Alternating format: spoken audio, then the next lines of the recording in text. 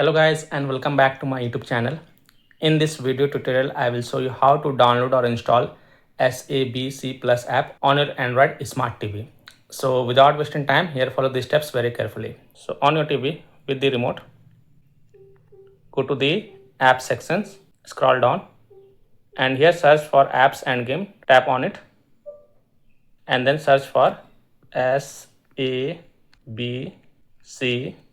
Plus and then click on the search icon. Results for SABC Plus. Then click on the SABC Plus app. And then here you will see the install option. So click on install.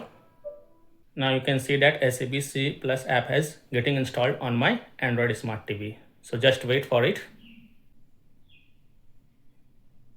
And once the SABC Plus app get installed, you will see the open button. So click on open button.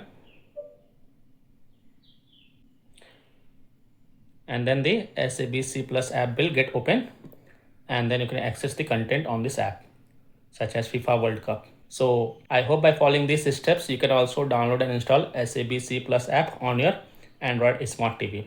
So that's all for this video. If this video helped you, then please like and share this video and also subscribe to my YouTube channel to get the latest updates. Thank you.